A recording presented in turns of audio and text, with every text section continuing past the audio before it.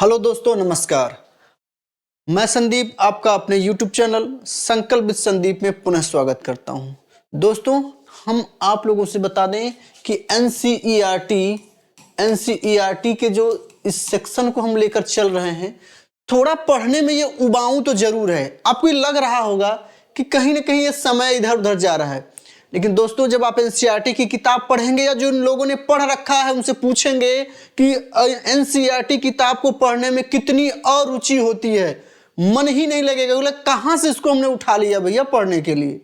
दोस्तों आप बिल्कुल ये मत समझिएगा, वीडियो को अंत तक अच्छे से देखिएगा, एक बार देखिएगा फिर आपको समझ में खुद आएगा कि आपको क्या मिला।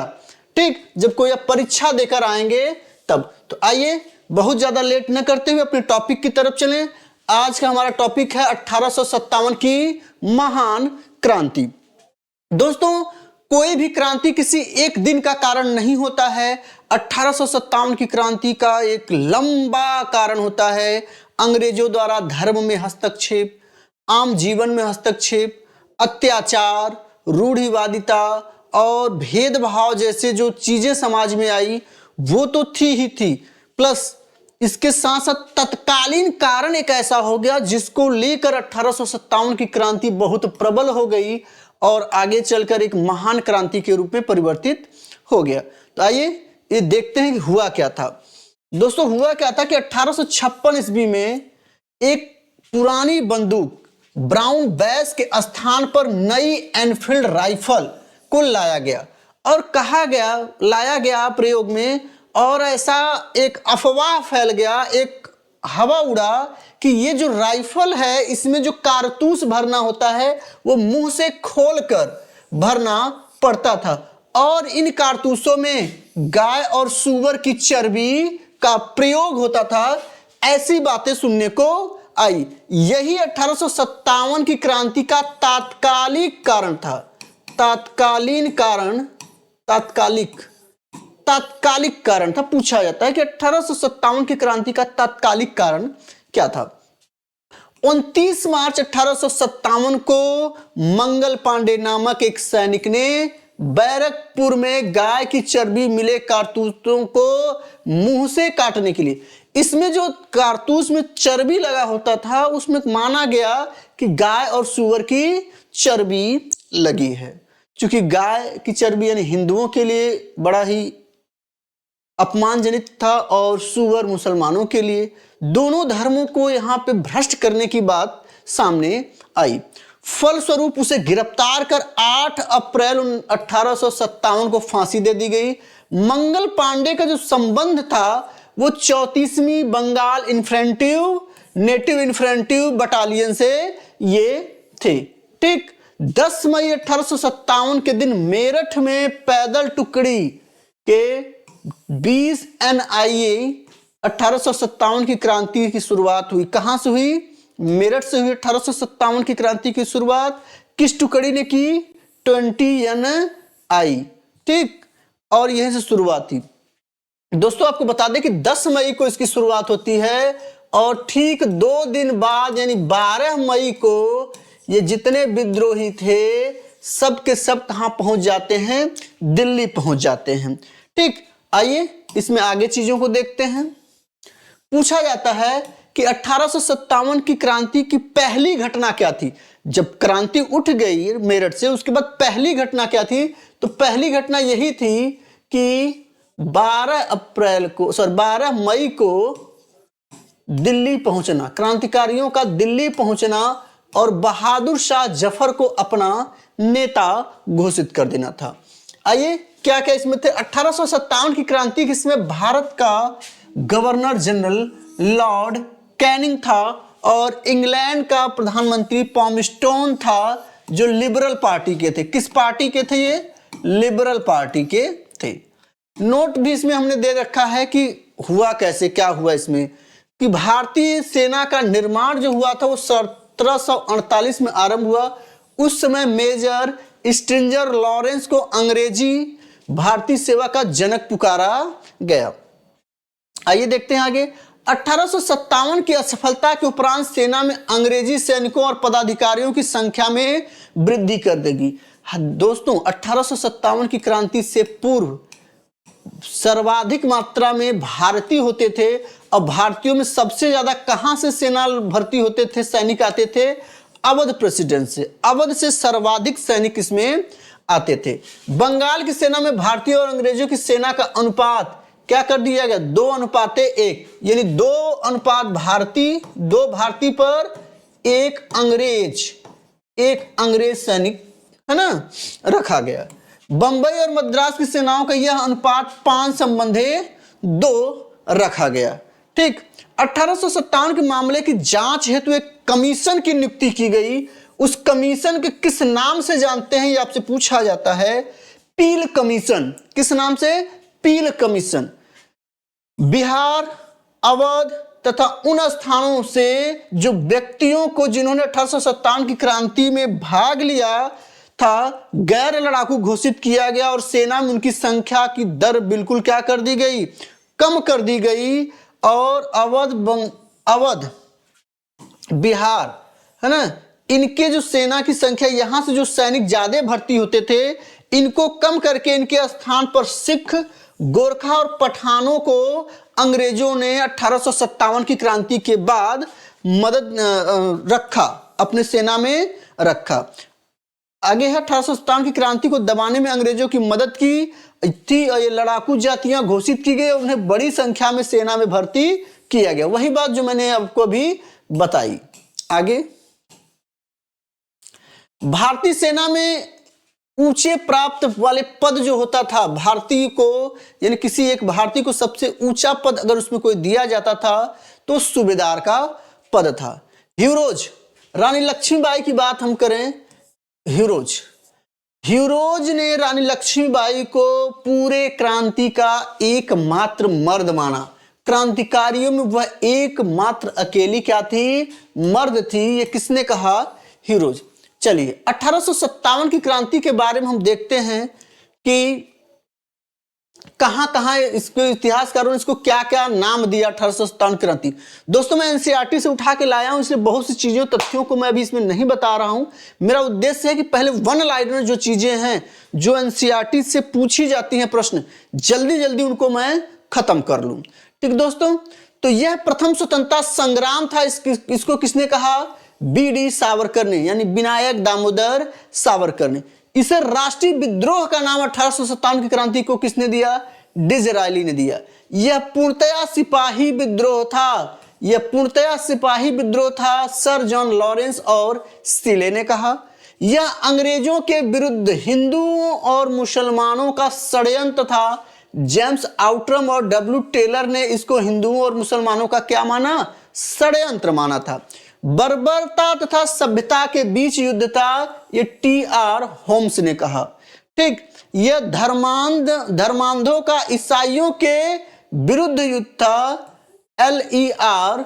रीज ने इसको कहा।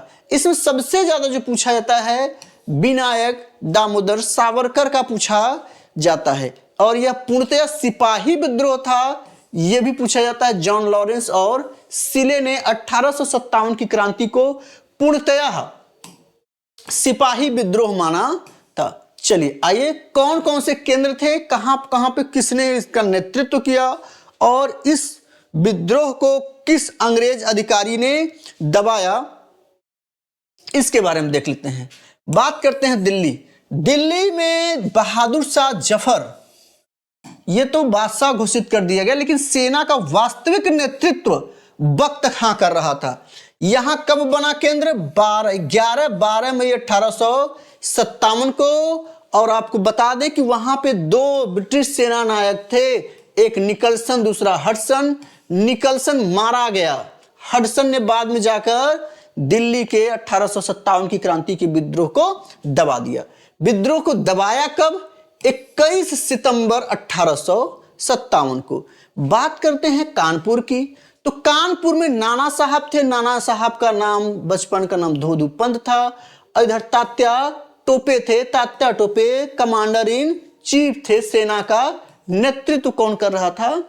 तात्या टोपे। यहां पे क्रांति कब भड़की? 5 जून 1857 को। यहां का नायक कौन था? यानी ब्रिटिश नायक, यानी ब्रिटिशर्स अधिकारी कौन था? कैंपबेल ने इसको दबाया। कब दबाया? 6 सितंबर 1857। सबसे बड़ा केंद्र 1857 की क्रांति का कौन बना था? लखनऊ। लखनऊ कह लीजिए, चाहे यहां लखनऊ न दे के आपको अवध दे देगा, अवध, लखनऊ न दे के अवध दे देगा तो अवध यहां पे था। बेगम हजरत महल यानी मोहम्मदी खातून, है ना। कब? 4 जून 1857 में यहां क्रांति उठी।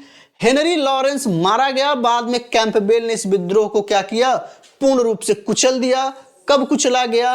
मार्च 1858। देख लीजिए, ये सब सितंबर में, ये 1858 मार्च में जाके कुचला गया और ये जून में ही शुरू हो गया था। अगला विद्रोह था झांसी का। झांसी का रानी लक्ष्मीबाई ने नेतृत्व किया। जून 1857 में ह्यूरोज ने इसको दबा दिया 3 अप्रैल 1858 को। आइए दोस्तों आगे देखते हैं। इलाहाबाद। इलाहाबाद में क्रांति का नेतृत्व लियाकत अली ने किया 1857 की। कर्नल नील ने इसको क्या किया? 1858 में दबा दिया। जगदीशपुर बाबू कुंवर सिंह ने 1857 में, कुंवर सिंह ने नेतृत्व किया और कई बार अंग्रेजों को इन्होंने क्या किया? परास्त किया। ये 80 साल के बुढ़े थे, बुजुर्ग थे। कहा जाता है कि सन 57 की चमक उठी, वह तलवार पुरानी थी, है ना। तो वह तलवार जो पुरानी थी, वह तलवार बाबू कुंवर सिंह के तलवार को कहा गया। किसने किसने यहां दबाया? बाबू कुंवर सिंह की मृत्यु हो जाती है और उसके बाद अमर सिंह इनके भाई ने उस क्रांति को जगाया रखा, लेकिन अंततोगत्वा विलियम टेलर और विसेंट आयर ने इसको क्या किया? 1858 में दबा दिया। महारानी विक्टोरिया ने कहा कि भाई जो लोग समर्पण कर जाएंगे उनको छोड़ दिया जाएगा, उनको रिलीफ दिया है, लेकिन फिर भी ऐसा नहीं हुआ। ठीक। बरेली। बरेली में खान बहादुर ने इसका नेतृत्व किया 1857 की क्रांति का। इसको दबाने का काम हडसन ने किया 1858 में। फैजाबाद का मौलवी अहमद उल्ला ने किया और 1857 दबाने का कार्य कर्नल नील ने किया। और फतेहपुर का अजीम उल्ला ने किया। जनरल रेनर्ड ने दबाया। जनरल रेनर्ड, ये तीनों आपके परीक्षा में पूछे जाते हैं, पूछे जा सकते हैं कि बरेली का कौन? खान बहादुर खां। फैजाबाद का मौलवी अहमद उल्ला। फतेहपुर का अजीम उल्ला। नेक्स्ट, तात्या टोपे का वास्तविक नाम रामचंद्र पांडुरंगा था।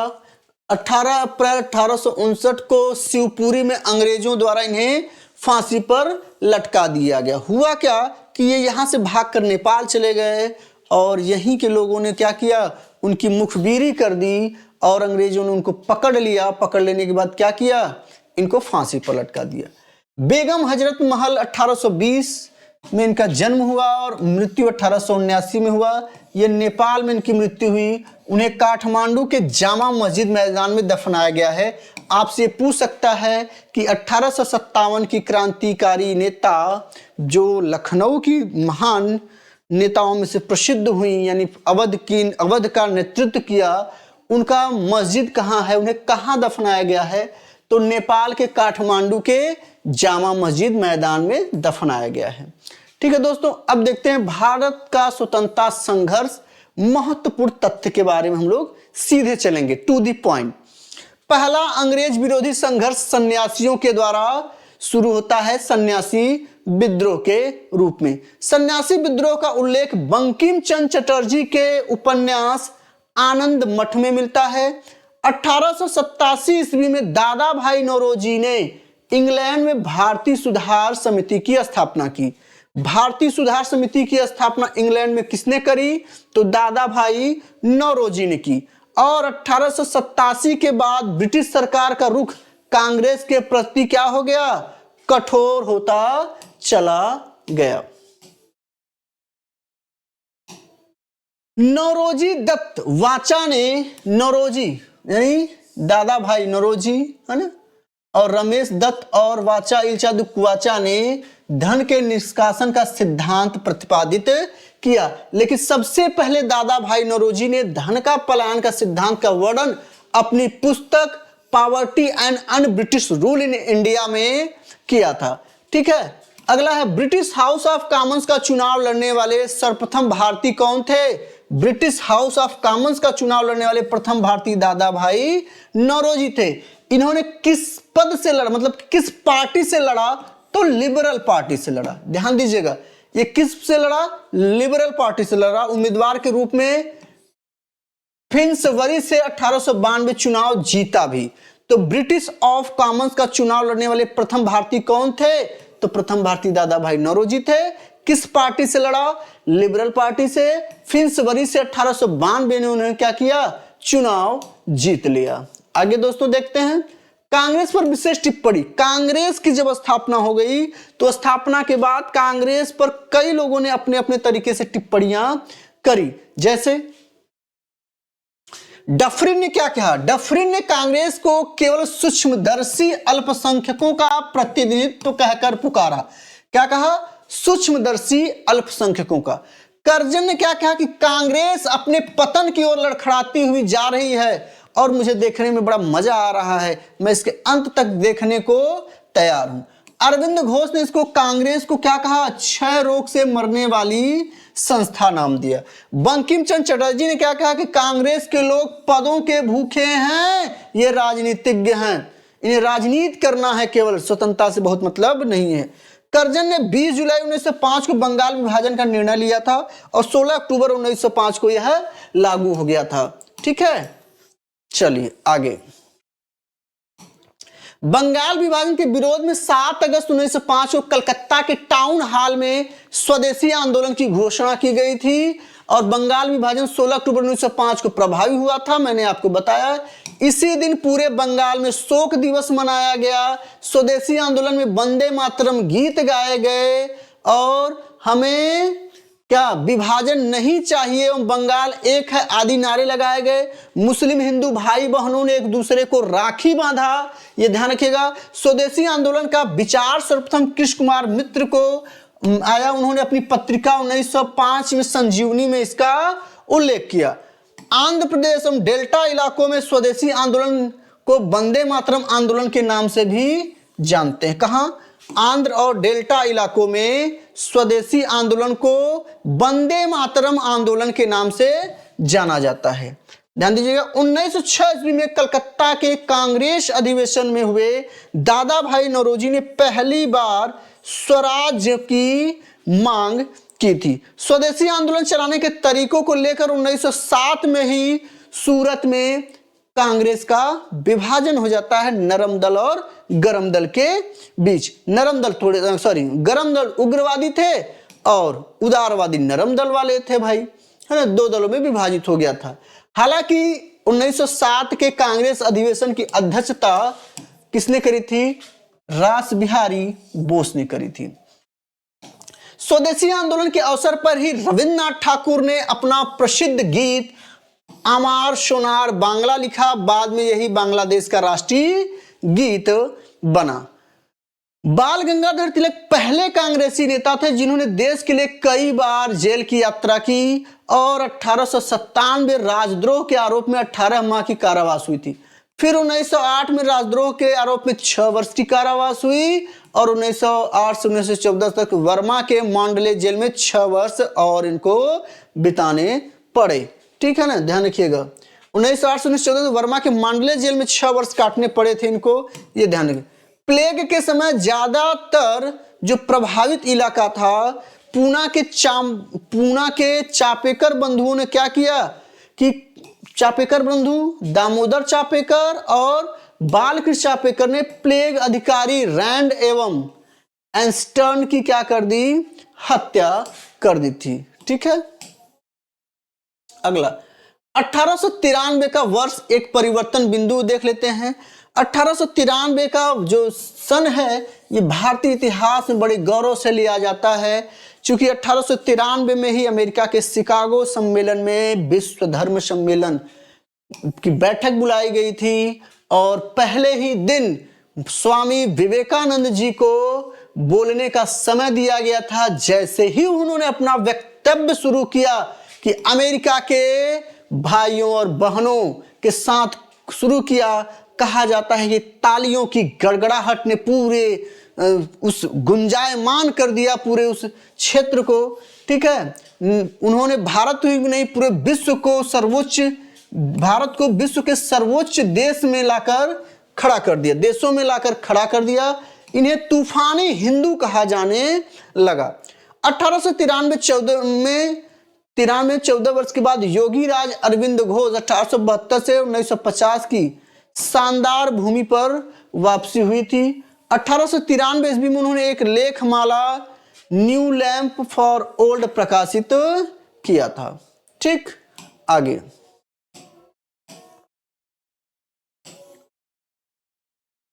चलिए। 16 नवंबर 1893 को एनी बेसेंट ने भारत आए और वे वाराणसी शहर में रहने लगी। उन्होंने भारतीयों से कहा, मैं हृदय से तुम्हारे साथ हूं और संस्कृति से भी मैं तुम्ही लोगों में से एक हूं।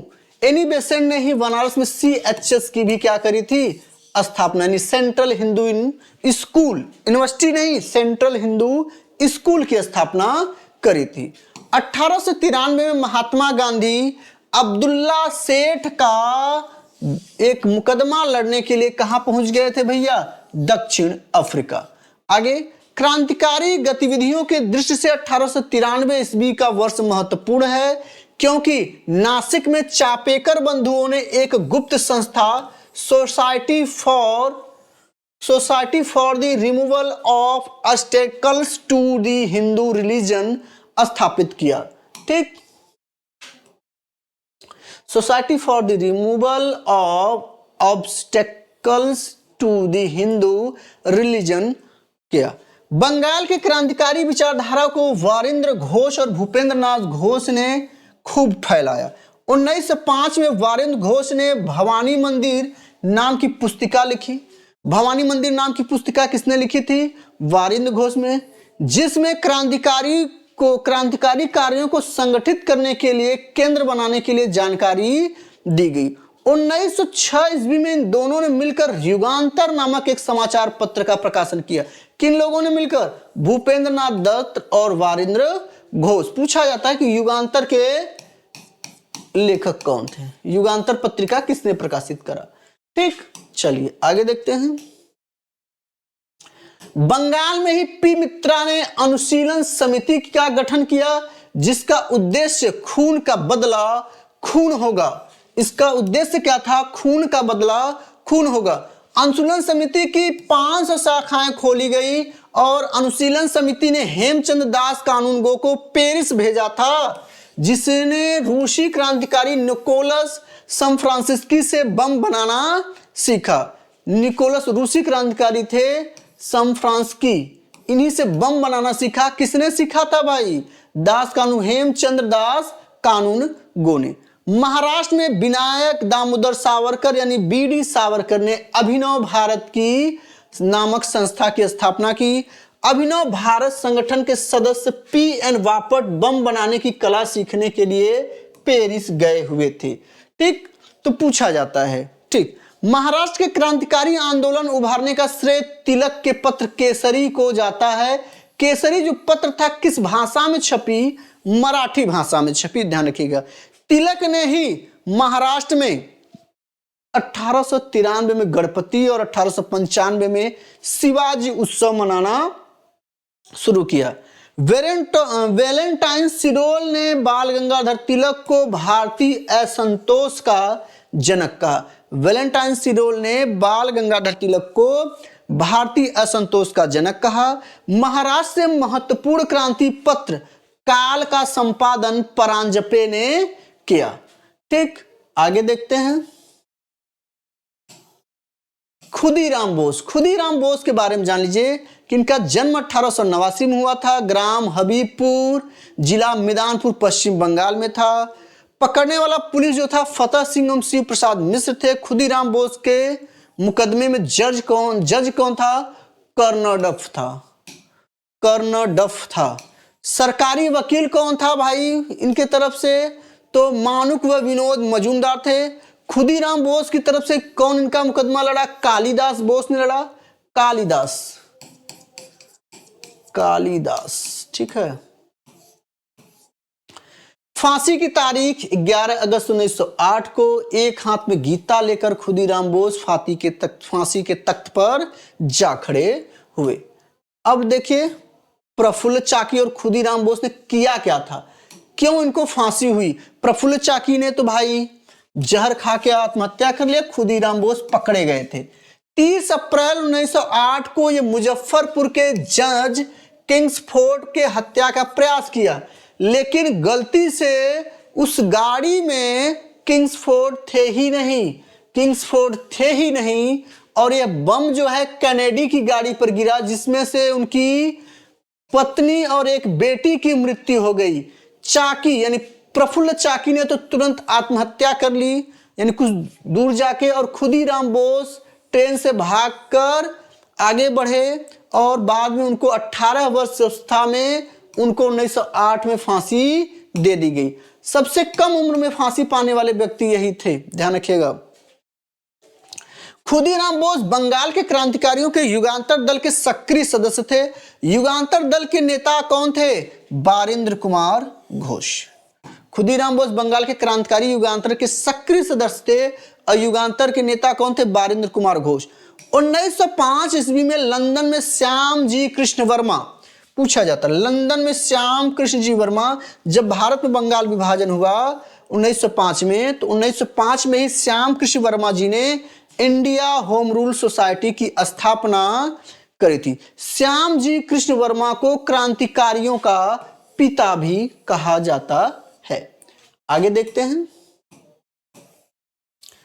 30 दिसंबर 1906 को ढाका में नवाब सलीमुल्लाह खां के निमंत्रण पर एक सम्मेलन हुआ। नवाब वकरुल मुल्क इसके अध्यक्ष थे। इसी सम्मेलन में अखिल भारतीय मुस्लिम लीग का उदय हुआ। लीग का संविधान 1907 के कराची में बना। इस संविधान के अनुसार प्रथम अधिवेशन 1908 में अमृतसर में हुआ, जहां पर आगा खां को इसका क्या किया गया? अध्यक्ष बना दिया गया। और मुस्लिम लीग ने बंगाल विभाजन का क्या किया था? समर्थन किया था। पूछा जाता है कि किसने किया था बंगाल विभाजन का समर्थन? तो मुस्लिम लीग ने। अब आपके मन में प्रश्न होगा कि बंगाल विभाजन तो 1905 में था, तो दोस्तों बता दें 1905 से 1911 तक बंगाल विभाजन जारी रहा। 1911 में जब ब्रिटेन के राजकुमार प्रिंस जॉर्ज पंचम सम्राट भारत आते हैं, तब जाकर बंगाल विभाजन को रद्द किया गया था। ठीक है दोस्तों, आगे देखते हैं। भीकाजी रुस्तम कामा भारतीय मूल की फ्रांसीसी नागरिक थी, जो जर्मनी के स्टुटगार्ट शहर में 22 अगस्त 1907 को आयोजित 7वीं अंतरराष्ट्रीय कांग्रेस में तिरंगा फहराने वाली प्रथम महिला के रूप में फेमस हो गई। इनके माता पिता पारसी थे। इन्होंने दादा भाई नौरोजी के निजी सचिव के रूप में भी काम किया था। तो पूछा जाता है कि जर्मनी के स्टुटगार्ट में किसने तिरंगा फहराया था? तो फहराने वाली व्यक्ति कौन थी? भीकाजी रुस्तम कामा थी।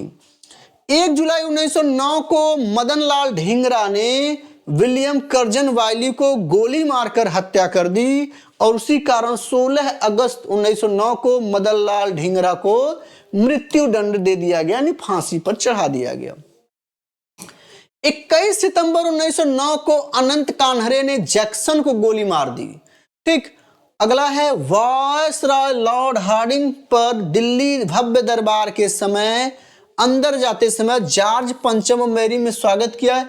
इस दरबार में क्या हुआ था?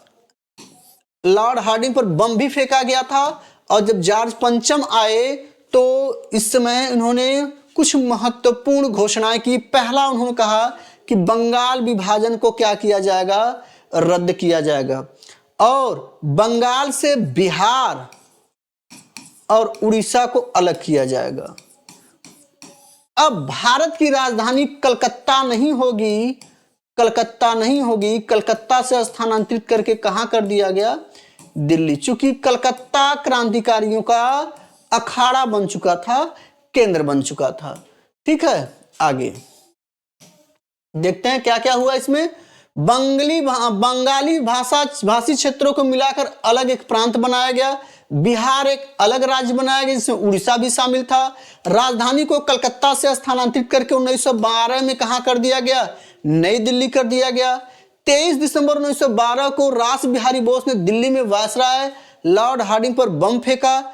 ठीक, इसके परिणाम स्वरूप 13 व्यक्ति गिरफ्तार किए गए। इसमें प्रमुख व्यक्ति थे मास्टर अमित चंद, दीनानाथ, अवध बिहारी लाल, बाल मुकुंद, बसंत कुमार विश्वास, हनुमंत सहाय एवं बलराज। दीनानाथ दबाव में आकर सरकारी गवाह बन गए। पूछा जाता है कि जब लॉर्ड हार्डिंग पर बम फेंका गया तो किस क्रांतिकारी ने या किस व्यक्ति ने अंग्रेजों की तरफ से सरकारी गवाह बनने के लिए तैयार हो गया? तो दीनानाथ जी थे। ठीक, मास्टर अमित चंद, अवध बिहारी लाल और बाल मुकुंद एवं बसंत कुमार विश्वास को इस मैटर में क्या कर दिया गया? लॉर्ड हार्डिंग पर बम फेंकने के लिए फांसी दे दिया। किसको किसको? मास्टर अमित चंद, अवध बिहारी लाल, बाल मुकुंद और बसंत कुमार को, यानी 4 लोगों को इसमें क्या कर दिया गया? फांसी दे दिया गया। ठीक,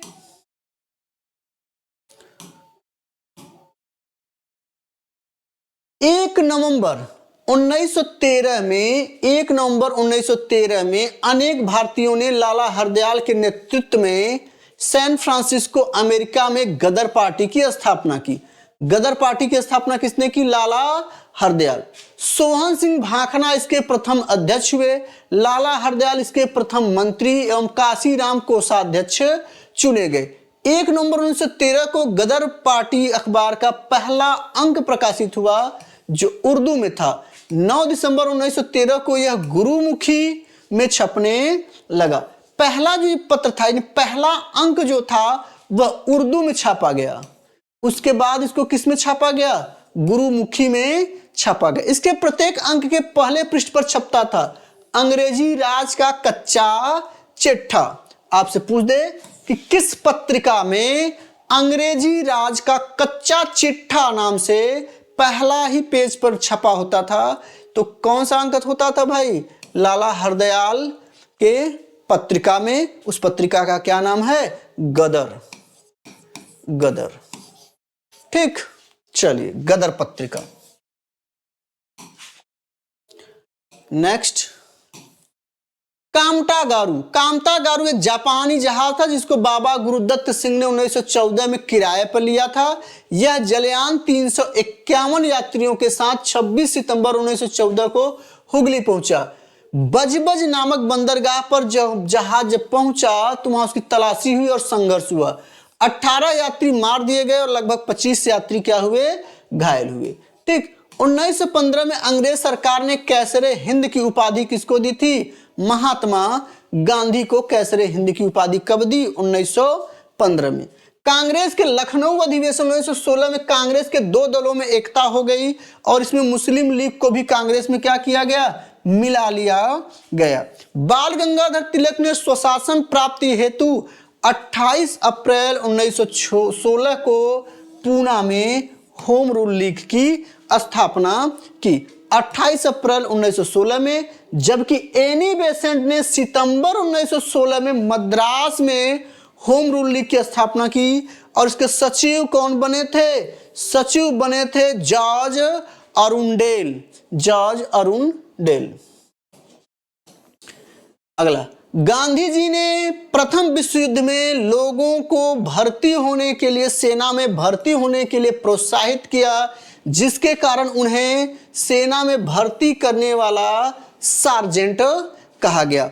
1916 में ही गांधी जी ने अहमदाबाद के करीब साबरमती आश्रम की स्थापना करी।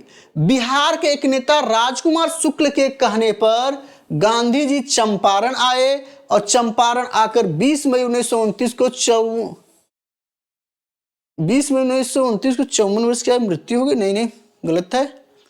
29 में कहा है भाई? 30 में मृत्यु होती है, वो भी 30 जनवरी को। यहाँ पे मृत्यु का कोई मतलब नहीं है। ठीक, आगे देखते हैं इसमें क्या कहना चाह रहा है।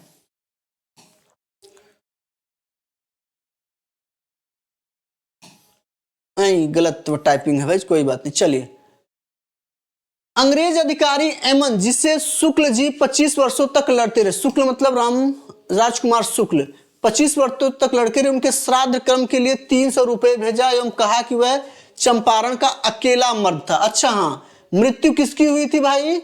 1929 में। 1929 में चंपारण के सूत्रधार की मृत्यु किसकी हुई थी? राजकुमार शुक्ला की 20 मई 1929 को 54 वर्ष में मृत्यु हो गई। उनके मृत्यु पर किस अंग्रेज अधिकारी ने 300 रुपए भेजा? तो अंग्रेज अधिकारी कौन था? एमन था, है ना। और इन्हें चंपारण का अकेला मर्द कहा। गांधी जी ने सत्याग्रह का सर्वप्रथम प्रयोग दक्षिण अफ्रीका में किया था और सत्याग्रह का पहला प्रयोग भारत में 1917 के चंपारण में किया। चंपारण विद्रोह के कारण अंग्रेजों को 3 कठिया प्रथा को समाप्त करना पड़ा। 3 कठिया प्रथा जो होती थी वो नील खेती से संबंधित थी, जिससे उन पर भारी नुकसान होता था, खेत बंजर हो जा रही थी, जिसका इन्होंने क्या किया? विरोध किया। खेती का अन्य 2 तरीका कुरतौली और कुस्की कहलाता था। 3 कठिया खेती में प्रति बीघा 20 कट्ठा में से 3 कट्ठा जोत पर 20 कट्ठा खेत है, उस पे 3 कट्ठा खेत पर आपको नील की खेती करना अनिवार्य था। ठीक। बेसेंट ने 20 अगस्त 1917 ईस्वी को होम रूल लीग की स्थापना की घोषणा करी थी। ठीक है। 1918 में महात्मा गांधी ने अहमदाबाद टेक्सटाइल लेबर एसोसिएशन की स्थापना की। यह उस समय की सबसे बड़ी ट्रेड यूनियन थी। यही गांधी जी ने ट्रांसटीशिप का सिद्धांत दिया और उन्हें बताया कि पूंजीपति मजदूरों के हितों की रक्षा करने वाले ट्रस्टी होते हैं। ठीक। ट्रस्टीशिप की बारे में 31 अक्टूबर 1920 को एम एन जोशी ने all India trade union Congress की क्या करी थी? स्थापना। और all India trade union Congress के पहले अध्यक्ष लाला लाजपत राय थे। महात्मा गांधी ने पहली बार भूख हड़ताल कब किया? तो अहमदाबाद मिल मजदूरों के साथ 1900 उनके समर्थन में किया। गांधी जी ने 1918 में गुजरात के खेड़ा जिले में कर नहीं आंदोलन चलाया। 19 मार्च 1919 को रोलेक्ट एक्ट लागू किया गया। इसके अनुसार किसी भी व्यक्ति को संदेहास्पद स्थिति में ही उस पर मुकदमा चलाया जा सकता है, गिरफ्तार किया जा सकता है, परंतु उसके विरुद्ध न कोई अपील की जाएगी, न कोई दलील होगा, न कोई वकील होगा। अंग्रेज जैसे चाहे उसके साथ ट्रीट कर सकते थे। गांधी जी ने इस कानून के विरोध में 6 अप्रैल 1919 को देशव्यापी हड़ताल करवाई। 13 अप्रैल 1919 की घटना है कि अमृतसर में जलियांवाला बाग हत्याकांड हुआ, जिसके विरोध में डॉक्टर सतपाल हुआ। ये जलियांवाला बाग में लोग जुटे क्यों थे? तो आपको बता दें कि डॉक्टर सतपाल और सैफुद्दीन किचलू की गिरफ्तारी के विरोध में लोग जलियांवाला बाग में जुटे हुए थे, जहां पर जनरल REH है ना डायर ने क्या किया था? अंधाधुन गोलियां चलवाई। सरकारी रिपोर्ट मेन देखिए यही है, रिपोर्ट का आपको ध्यान देना है कि सरकारी रिपोर्ट के अनुसार कितने व्यक्ति मारे गए? 379 व्यक्ति। लेकिन कांग्रेस एवं अन्य समिति के अनुसार कितने व्यक्ति मारे गए? 1000 व्यक्ति। उस समय पर पंजाब का लेफ्टिनेंट गवर्नर कौन था? तो सर माइकल ओ डायर था। ठीक। जलियांवाला बाग हत्याकांड के एक व्यक्ति थे हंसराज। ये डायर का क्या था? सहयोगी था। जब लोग जलियांवाले बाग में आके जुट गए और आंदोलन शुरू हुआ, विरोध शुरू हुआ, तो ये राजकुमार नाम का जो व्यक्ति था, ये जाता था, वहां की सारी सूचना देखता था और आके बगल में ही थाने में सूचित करता था कि अब इतने लोग आ गए हैं, ये चीजें हो रही है। तो जलियांवाला बाग हत्याकांड में हंसराज नाम का एक भारतीय गद्दार था। ठीक। शंकरन नायर ने जलियांवाला बाग हत्याकांड के विरोध में वायसराय की कार्यकारिणी के सदस्य पद से क्या कर दिया था? इस्तीफा दे दिया था। ठीक है। नेक्स्ट, जलियांवाला बाग हत्याकांड के विरोध में महात्मा गांधी ने कैसरे हिंद, जो 1915 में उनको कैसरे हिंद की उपाधि दी गई थी, इन्होंने क्या कर दिया? वापस कर दिया। इतना ही नहीं, जमनालाल बजाज ने राय बहादुर की उपाधि और रविन्द्रनाथ टैगोर ने सर की उपाधि अंग्रेजों को वापस लौटा दी। जलियांवाला बाग हत्याकांड की जांच के लिए 19 अक्टूबर 1919 में लॉर्ड हंटर की अध्यक्षता में एक कमेटी का गठन किया गया। इसमें 5 अंग्रेज और 3 भारतीय थे। कौन कौन भारतीय थे? सर चिमनलाल सीतलवाड़, ध्यान रखिएगा। हंटर कमीशन जब आया, हंटर आयोग का जब गठन हुआ जांच की हत्याकांड के लिए, तो 3 भारतीय कौन कौन थे? चिमनलाल सीतल, साहबजादा सुल्तान अहमद और जगत नारायण। कौन कौन था? सर चिमनलाल सीतलवाड़, साहबजादा सुल्तान अहमद और जगत नारायण इसके सदस्य थे। कांग्रेस ने जलियांवाला बाग हत्याकांड की जांच के लिए मदन मोहन मालवीय के नेतृत्व में एक आयोग का गठन किया और इसके अन्य सदस्यों में मोतीलाल नेहरू और गांधी जी भी थे, लेकिन इसका नेतृत्व किसने किया? मदन मोहन मालवीय ने। वास्तविक रूप में जलियांवाला बाग जो था वो कभी जल्ली नामक एक व्यक्ति की वास्तविक संपत्ति हुई करती थी। खिलाफत आंदोलन भारतीय मुसलमानों का मित्र राष्ट्रों के विरुद्ध, विशेषकर ब्रिटेन के टर्की के खलीफा के समर्थन, ब्रिटेन के खिलाफ टर्की के खलीफा के समर्थन में था, लेकिन ब्रिटेन ने क्या किया? खलीफा पद को ही समाप्त कर दिया। 17 अक्टूबर 1919 को समूचे भारत में खिलाफत दिवस मनाया गया और महात्मा गांधी ने इसका क्या किया था? समर्थन। महात्मा गांधी ने इसका क्या किया? समर्थन किया था। आपसे पूछ सकता है। ठीक, 23 नवंबर 1919 को हिंदू और मुसलमानों की एक संयुक्त कॉन्फ्रेंस हुई जिसकी अध्यक्षता महात्मा गांधी ने की। रोलेट एक्ट, जलियांवाला बाग हत्याकांड और खिलाफत आंदोलन के उत्तर में गांधी जी ने 1 अगस्त 1920 को असहयोग आंदोलन चलाया। असहयोग आंदोलन, असहयोग आंदोलन, असहयोग का मतलब क्या है कि अब हम आपका सहयोग नहीं करेंगे, अब हम अंग्रेजों का सहयोग नहीं करेंगे, चलाया। ठीक, इस असहयोग आंदोलन की पुष्टि भारतीय राष्ट्रीय कांग्रेस के दिसंबर 1905 में हुए नागपुर के अधिवेशन में हुआ और इसका प्रस्ताव किसने पारित किया? तो CR दास ने इसका प्रस्ताव पारित किया। आइए अब आगे देखते हैं एक महानायक चंद्रशेखर आजाद, जिनको हम लोग प्यार से पंडित जी कहते हैं, है ना। पूरा नाम चंद्रशेखर सीताराम तिवारी, स्थान भावरा झाबुआ जिला, वर्तमान जिला कहाँ है? अलीराजपुर मध्य प्रदेश। जन्म कब हुआ? 23 जुलाई 1906। पिता का नाम पंडित सीताराम तिवारी, माता जगरानी देवी। शहीद स्थल जो है अल्फ्रेड पार्क, आपका यानी मिंटो पार्क, अल्फ्रेड पार्क जो है, अल्फ्रेड पार्क कहाँ है? इलाहाबाद में है, जिसको प्रयागराज के नाम से भी जाने लगा है। ठीक, इनको फांसी कब हुई? तो 27 फरवरी 1931 को। संगठित संगठन इन्होंने क्या क्या बनाया? इन्होंने कौन कौन से संगठन का नेतृत्व किया? संगठन की स्थापना की। नौजवान सभा, कीर्ति किसान party, Hindustan socialist Republican association party की इन्होंने क्या करी थी?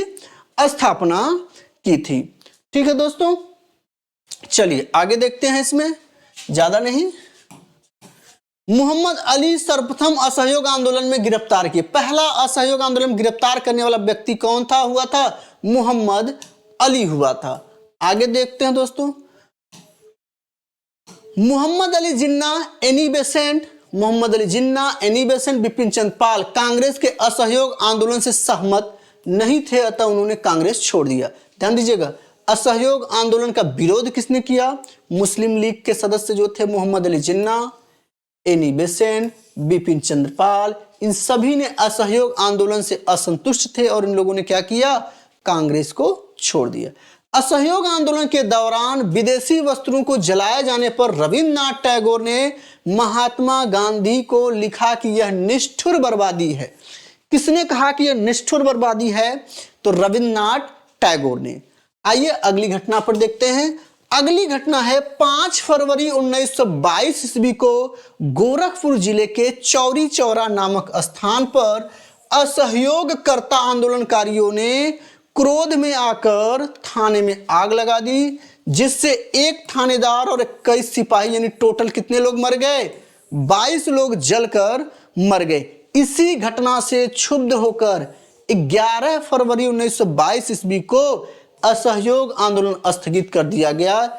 इस समय महात्मा गांधी कहां थे? बारदौली में थे। ठीक, 22 मार्च 1922 को गांधी जी को गिरफ्तार कर 6 वर्ष की कारावास की सजा दी गई। अभी ये प्रश्न आपका यूपी ट्रिपल एससी में पूछा गया। ठीक है, 13 मार्च 1922 ईस्वी को गांधी जी को गिरफ्तार कर 6 वर्ष की कड़ी कारावास की सजा सुनाई गई, लेकिन स्वास्थ्य संबंधी कारणों से इन्हें 5 फरवरी 1924 को ही रिहा कर दिया गया। ठीक, 1922 ईस्वी के मेवाड़ भीड़ आंदोलन का नेता कौन था? मोतीलाल तेजावत। 1922 में मेवाड़ में भीलों ने एक जबरदस्त आंदोलन किया। इसका नेता कौन था? मोतीलाल तेजावत थे। 1923 ईस्वी में इलाहाबाद में चित्तरंजन दास, देशबंधु चित्तरंजन दास, मोतीलाल नेहरू ने कांग्रेस के अंतर्गत स्वराज पार्टी की स्थापना की। 1923 में की, कहां की? इलाहाबाद में की। किसने किया? चित्तरंजन दास और मोतीलाल नेहरू ने किया। ठीक, महात्मा गांधी सिर्फ एक बार भारतीय राष्ट्रीय कांग्रेस के बेलगांव अधिवेशन 1924 में इसकी अध्यक्षता की, फिर ये दोबारा कांग्रेस के अध्यक्ष नहीं चुने गए। सचिंद्र सान्याल ने 1924 ईस्वी में कानपुर में हिंदुस्तान रिपब्लिकन एसोसिएशन की क्या करी थी? स्थापना की थी। भगत सिंह ने 1928 में दिल्ली स्थित फिरोज शाह कोटला में हिंदुस्तान सोशलिस्ट रिपब्लिकन एसोसिएशन की स्थापना की थी। अगला देखते हैं, एट डाउन ट्रेन को जो लूटते हैं, काकोरी एक्शन, ध्यान रखिएगा। 9 अगस्त 1925 को 10 व्यक्तियों ने सहारनपुर से लखनऊ की ओर जा रही एट डाउन ट्रेन को के रेल विभाग का खजाना काकोरी नामक स्थान पर लूट लिया। इसी को काकोरी कांड के नाम से जानते हैं। हालांकि योगी सरकार ने अब इसको काकोरी एक्शन कहा कांड नहीं होगा, काकोरी एक्शन था, चूंकि ये भारतीयों के हित के लिए था। सरकारी खजाना लूटने का विचार जो था वो किसका था? राम प्रसाद बिस्मिल का था। इसमें राम प्रसाद बिस्मिल, राजेंद्र लाहिड़ी, रोशन सिंह, अशफाकुल्ला खां को दिसंबर 1927 ईस्वी में फांसी दे दी गई एवं सचिंद्र सान्याल को आजीवन कारावास मिला था। मनमथ नाथ गुप्त को 14 वर्ष की कैद हुई थी। राम प्रसाद बिस्मिल यह कहते हुए कि मैं राज्य के पतन की इच्छा करता हूं, फांसी पर लटक गए। मैं राज्य के पतन की इच्छा करता हूं, फांसी पर लटक गए। संभवतः अशफाकुल्ला खां पहले भारतीय क्रांतिकारी मुसलमान थे जो देश के लिए उन्होंने फांसी के तख्ते को चुना। ठीक, स्त्रियों ने स्वयं अपने अधिकारों के लिए आंदोलन करने के उद्देश्य से 1926 में अखिल भारतीय महिला संघ स्थापित किया। साइमन कमीशन 3 फरवरी 1928 को भारत आया। इसे व्हाइट मैन कमीशन भी कहते हैं। साइमन कमीशन को और किस नाम से जानते हैं? तो व्हाइट मैन कमीशन के नाम से भी जाना जाता है। अगला, 1927 ईस्वी में बटलर कमेटी का मुख्य उद्देश्य भारत सरकार तथा देशी राज्यों के बीच मध्य को संबंध को अच्छा बनाना था। नेहरू रिपोर्ट को अंतिम रूप से अगस्त 1988 में सर्वदलीय सम्मेलन में क्या किया गया? स्वीकार कर लिया गया। इस 1819 में जो कांग्रेस का अधिवेशन था, इसकी अध्यक्षता किसने की थी? डॉक्टर अंसारी ने। 30 अक्टूबर 1928 को लाहौर में साइमन कमीशन के विरुद्ध प्रदर्शन करते हुए पुलिस की लाठी से घायल होकर राजा लाला लाजपत राय की क्या हो जाती है? बाद में मृत्यु हो जाती है। साइमन कमीशन का बहिष्कार न करने वाले 2 दल थे, एक जस्टिस पार्टी और दूसरा पंजाब यूनियनिस्ट पार्टी। पूछा जाता है कि साइमन कमीशन का विरोध किन 2 दलों ने नहीं किया? तो विरोध न करने वाले व्यक्तियों में जस्टिस पार्टी और पंजाब के यूनियनिस्ट पार्टी थे। ठीक, भगत सिंह के नेतृत्व में पंजाब के क्रांतिकारियों ने 17 दिसंबर 1928 को लाहौर के तत्कालीन सहायक पुलिस कप्तान सैंडर्स को गोली मार दी। ध्यान रखिएगा, सैंडर्स कांड यहीं से शुरू होता है। ठीक है, पब्लिक सेफ्टी बिल पास होने के विरोध में 8 अप्रैल 1929 को बटुकेश्वर दत्त एवं भगत सिंह ने दिल्ली के सेंट्रल लेजिस्लेटिव असेंबली में खाली बेंचों पर बम फेंका और क्रांतिकारियों ने अपने पर्चे में कहा था कि मैं उनका मकसद किसी का जान लेना नहीं है बल्कि बहरे कानों तक अपनी आवाज पहुंचाना है। बटुकेश्वर दत्त और भगत सिंह को बम फेंकने के आरोप में क्या हुआ था, असेंबली की अध्यक्षता विट्ठल भाई पटेल कर रहे थे। उस समय जो असेंबली की अध्यक्षता थी वो किसने, कौन कर रहा था असेंबली की अध्यक्षता, विट्ठल भाई पटेल कर रहे थे। ठीक है सॉरी। कांग्रेस को 1919 के लाहौर अधिवेशन में पूर्ण स्वराज की मांग की गई। इस अधिवेशन की अध्यक्षता जवाहरलाल नेहरू ने किया और 31 दिसंबर 1929 को रात के 12 बजे जवाहरलाल नेहरू ने रावी नदी के तट पर तिरंगे झंडे को फहराया। इसी अधिवेशन में 26 जनवरी 1930 को प्रथम स्वाधीनता दिवस के रूप में भी मनाने का निश्चय किया गया। ठीक, इसी के साथ प्रत्येक वर्ष 26 जनवरी को स्वतंत्रता दिवस के रूप में मनाए जाने की परंपरा भी शुरू हुई। आगे है 12 मार्च 1930 को गांधी जी अपने 79 समर्थकों, ध्यान रखिएगा समर्थक 78 थे, एक इसमें महात्मा गांधी थे, कुल 79 लोग थे गांधी जी को लेकर, साबरमती स्थित अपने आश्रम से लगभग 322 किमी दूर डांडी के लिए प्रस्थान किया। लगभग 24 दिनों के बाद 6 अप्रैल 1930 को डांडी पहुंचकर औपचारिक रूप से इन्होंने क्या किया, नमक सत्याग्रह को तोड़ा। सुभाष चंद्र बोस ने गांधी जी के नमक सत्याग्रह की तुलना नेपोलियन के एल्बा पेरिस यात्रा से करी। 4 मार्च 1931 को गांधी इरविन पैक्ट हुआ। इसके बाद गांधी जी ने सविनय अवज्ञा आंदोलन स्थगित कर दिया और इरविन समझौते को दिल्ली समझौते के नाम से भी जाना जाता है। 1931 में सरदार वल्लभ भाई पटेल की अध्यक्षता में हुई कांग्रेस के कराची अधिवेशन में पंडित जवाहरलाल नेहरू ने मूल अधिकारों व आर्थिक कार्यक्रम पर संकल्प प्रारूपित किया। ठीक, इस प्रस्ताव को बनाने और इरविन पैक्ट को स्वीकार किया गया एवं गांधी जी को द्वितीय गोलमेज सम्मेलन में भाग लेने की अनुमति प्रदान की गई। इसी समय गांधी ने कहा था, गांधी मर सकते हैं परंतु गांधीवादी नहीं। ठीक, दूसरा गोलमेज सम्मेलन 7 सितंबर 1931 को संपन्न हुआ, जिसमें कांग्रेस की तरफ से एकमात्र प्रतिनिधि के रूप में महात्मा गांधी ने भाग लिया, लेकिन यह सम्मेलन सांप्रदायिक प्रतिनिधित्व के कारण असफल हो गया। प्रथम गोलमेज सम्मेलन 12 नवंबर 1930 को हुआ और तृतीय गोलमेज सम्मेलन 17 नवंबर 1932 को हुआ। प्रथम 12 नवंबर को हुआ और द्वितीय 7 सितंबर 1931 को हुआ, तृतीय 17 नवंबर 1932 को हुआ। तीनों गोलमेज सम्मेलन के समय इंग्लैंड के प्रधानमंत्री जेम्स रमजे मैकडोनाल्ड थे और तीनों गोलमेज सम्मेलन सभाओं में अछूतों का प्रतिनिधित्व डॉक्टर भीमराव अंबेडकर ने किया। आगे दूसरे गोलमेज सम्मेलन की असफलता के बाद गांधी जी ने 3 जनवरी 1932 को पुनः सविनय अवज्ञा आंदोलन प्रारंभ कर दिया। सविनय अवज्ञा आंदोलन अंतिम रूप से 7 अप्रैल 1934 को वापस लिया गया। ये इंपॉर्टेंट है, लगा लीजिएगा कि सविनय अवज्ञा आंदोलन को अंतिम रूप से वापस कब लिया गया, तो 7 अप्रैल 1934 को। सविनय अवज्ञा आंदोलन में पठान सत्याग्रहियों पर गोली चलाने से गढ़वाल राइफल्स ने क्या किया था, मना कर दिया। किस राइफल्स ने मना कर दिया, गढ़वाल राइफल्स ने। 23 मार्च 1931 को सुखदेव, भगत सिंह, राजगुरु को फांसी दे दी गई। मई 1934 ईस्वी को कांग्रेस सोशलिस्ट पार्टी की स्थापना हुई। अखिल भारतीय किसान सभा का प्रथम सम्मेलन अप्रैल 1936 को लखनऊ में हुआ। इसके अध्यक्ष स्वामी सहजानंद थे एवं महासचिव NG रंगा थे।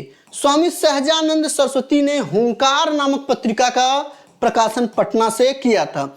पटना में इन्होंने अखिल भारतीय बिहार किसान सभा की स्थापना भी स्वामी सहजानंद ने किया था। यह किसान आंदोलन की पत्रिका थी।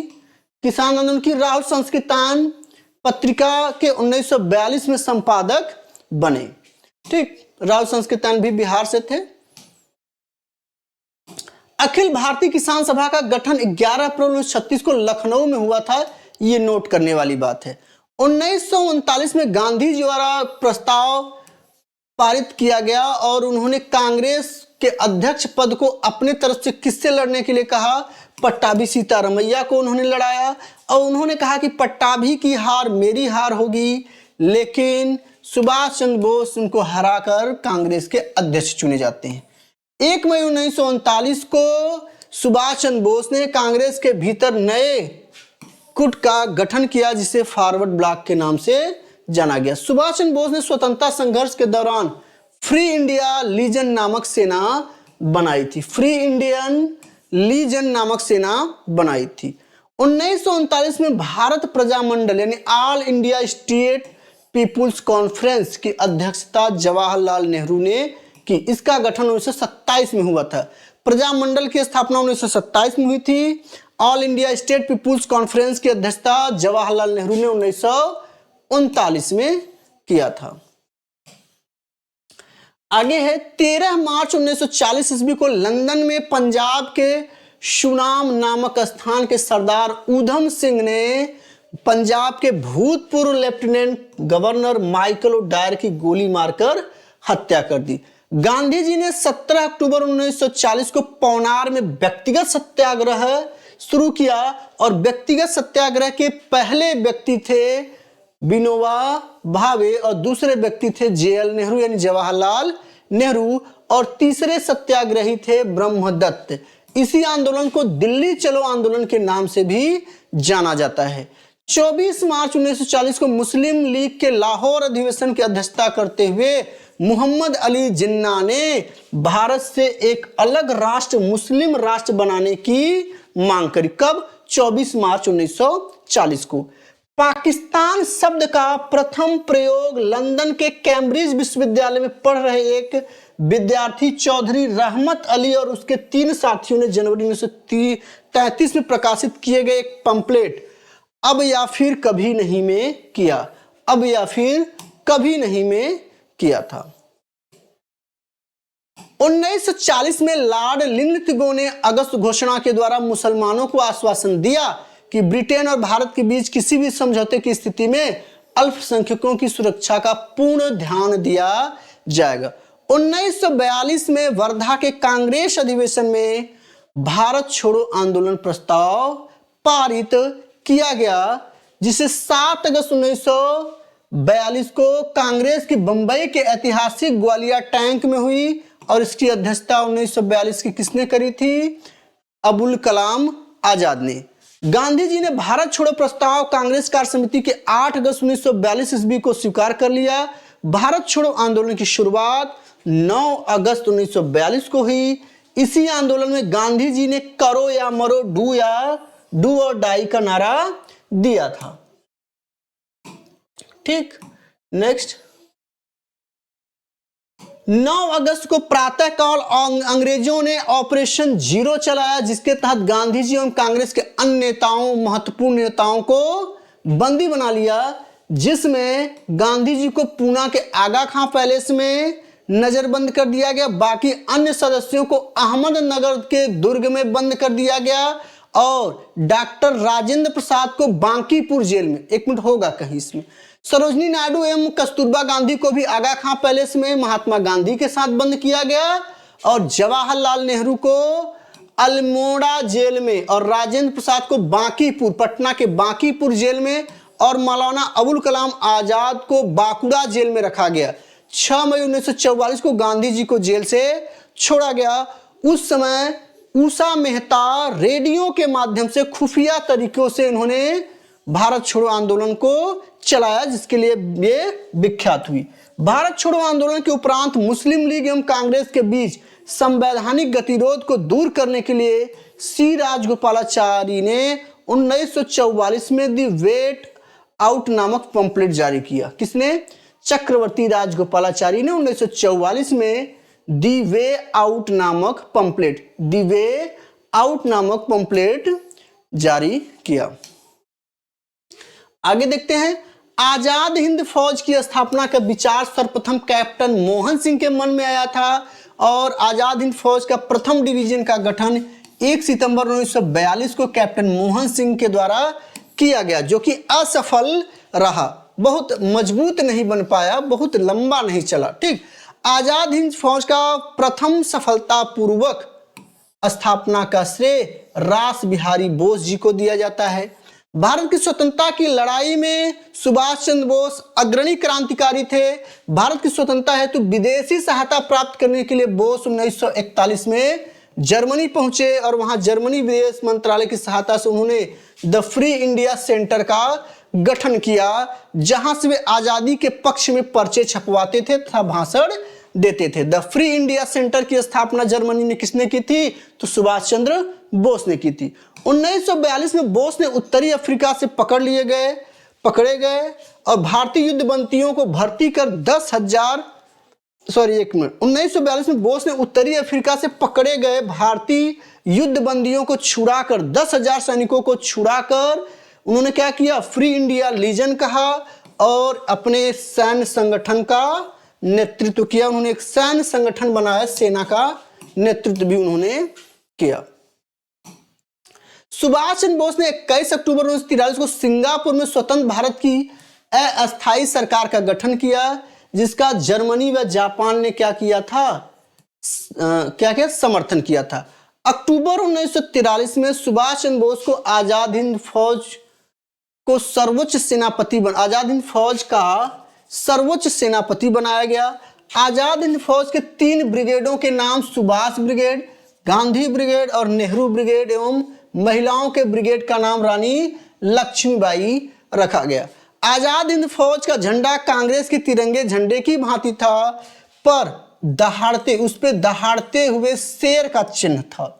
ठीक, 8 नवंबर 1943 ईस्वी को जापान ने अंडमान निकोबार द्वीप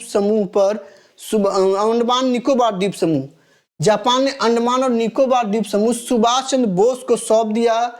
नेताजी ने इनका नाम क्रमशः शहीद द्वीप और स्वराज द्वीप रखा। अंडमान का नाम शहीद द्वीप और निकोबार द्वीप समूह का नाम स्वराज द्वीप रखा।